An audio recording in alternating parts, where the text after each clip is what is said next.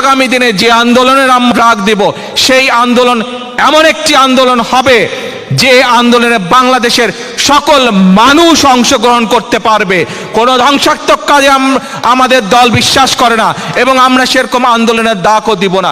কিন্তু আজকের যুব সম্প্রদায়ের কাছে, আজকের তরুণদের কাছে আমার অনুরোধ থাকবে, আমার আহ্বান থাকবে, দেশ তোমাদের, ভবিষ্যৎ তোমাদেরকে, দায়িত্ব তোমাদেরকে নিতে হবে।